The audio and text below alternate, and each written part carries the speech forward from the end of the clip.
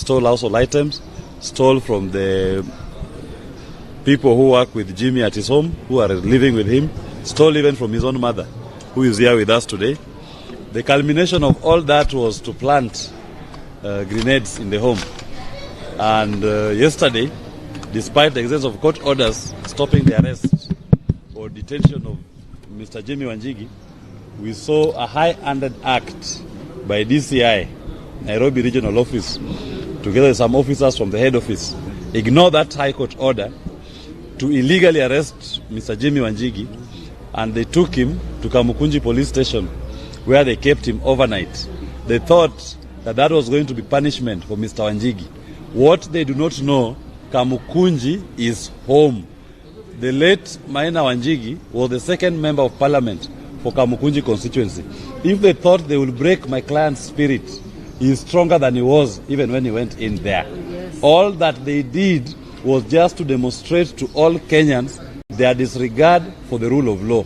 As I told the officers yesterday, when you are ignoring court orders, when you are ignoring judicial processes, where do you think you will take Mr. Wanjigi ultimately? It all ends up in court. They brought him to court today. After all that high drama, it ended up in court today, and Mr. Wanjigi was invited, together with his aide, Mr. Kibe, to take a plea on trumped-up charges. Trumped-up charges relating to grenades, which we don't know who came up with. We know it came from the police, and the police who planted them. They are trying to fix it, that Mr. Wanjigi had grenades in his home. The second charge they were raising in respect to firearms, that he has firearms without a firearms certificate. The High Court of Kenya had reinstated Mr. Wanjigi's firearms certificate and had ordered the Firearms Licensing Board to obey that order and reinstate that certificate and honor it. They have refused, and they are purporting to have revoked it afresh. The High Court also had equally ordered DCI and DPP and IG to return Mr. Wanjigi's lawfully licensed firearms, which court order, I was reminding the court today, DCI Kinoti refused to honor. That is why he has a sentence hanging over his neck today, 4 months imprisonment. He is begging for his life. He is begging for his liberty. That which he denied Mr. Wanjigi when he was in office. Those firearms were returned by Mr. Min. We don't know how again the same DCI turns around to want to charge Mr. Wanjigi for being in possession of illegal firearms, which were issued to him after a protracted court battle that led to the conviction of George Kinoti, who is now crying wherever he is for freedom. He thought he was denying Wanjigi's freedom. He is the one now crying for his freedom. Wanjigi is here, free like a bird. Even these officers being misused. Your time will come. You will cry like George Kinoti for freedom, and I will be there to oversee the process. That is what I specialize in as a lawyer. My duty is to hold you accountable. And I have time. I swim in the lake. I'm like a fish in a water. We come to court. I am in my best element when I put you to account to explain why you disregard our constitution, why you disregard our courts. Those officers who are being misused, please, take your time and understand our constitution. Understand the times we are in. Do not allow yourself to be misused to pursue political scores.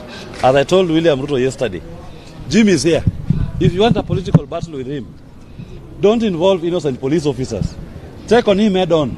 Let's have a debate. Debate him on the issues that he's been educating Kenyans on.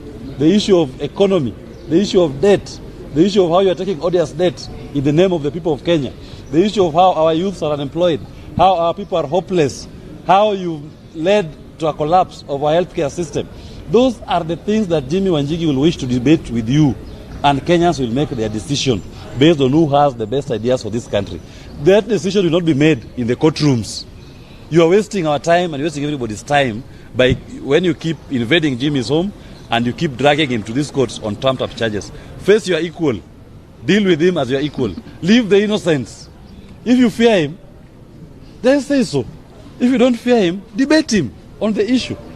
We are happy that the court has seen it fit and has listened to our application to defer the plea taking, and a ruling on that will be made on the 12th of September. But in the meantime, We have also initiated contempt of court proceedings against the Acting Inspector General of Police, DCI Amin, and Mr. Michael Sang, the one who effected an illegal arrest on Mr. Wanjigi yesterday at DCI Nairobi area. We do hope that we'll get those directions for those 3 officers to appear in court and explain why they deemed it fit to ignore the orders of the Honorable Court. We have also taken out contempt of court proceedings against the chairman, Mr. Rashid Yakub, of the Firearms Licensing Board, and all his other board members for contempt of court for refusing and neglecting to obey and to give full effect to the orders that were issued by the High Court in JR number 46 of 2018 that reinstated Mr. Jimmy Wanjigi's firearms license certificate. Thank you very much for coming. Asante sana. Come, I want to take a bit more in front. So we have to move because nataka mama onekane. So we have to move. We have to move. We have to move a bit. Are we ready now? Thank you all for coming. I am not going to speak for very long. I want to be very clear. First, let me thank God for bringing us this far. You can see my family here. We have been through a lot of trauma.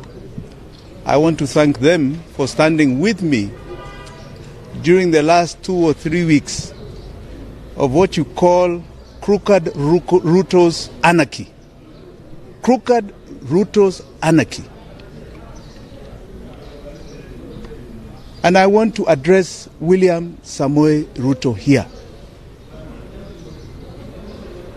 The courts today have upheld the constitution of this country. And you seem to be trying to live in an era that has long passed. William Ruto, why do you fear me?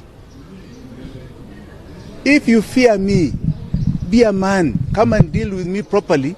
Kiwanjani ya siasa. Not in my home, terrorizing my family, and not in these courts with trumped up charges. You are afraid that we are redefining the politics of this nation. We are moving away from a myopic tribe and region. Your useless kutenga and lies. We have now moved to the realm of the truth and issue-oriented politics, based primarily today on the economy of Kenya. Debate me on the economy. Don't try and create criminality in your muck.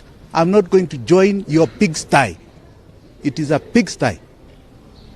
William Ruto, no, today I am coming for you because I believe Ruto must go.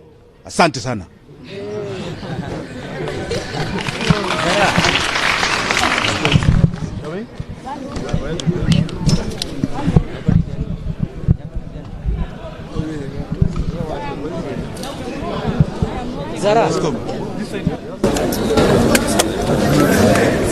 Nataka kumkimbiza na mumkimbiza.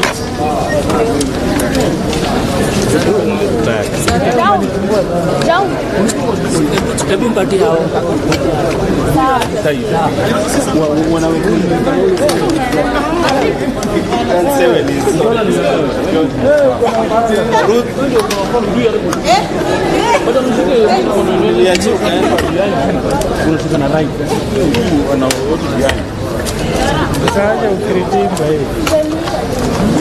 Imeisha kabisa sasa.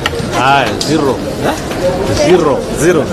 Hata Willis nilikuwa nimerekodi kupata kidogo. Ulimguza kidogo. Juu yeye ameongea sana. Ukagojea mzee. Good stuff. Juu hapa nje mimi ndatumia mzee. Willis tutatumia ndani. Hapa nje ilikuwa nataka mzee, sauti ya mzee. Hapa ya mzee. Twitter nani? Nalo wale. Mwenye alileta ni Kirumba.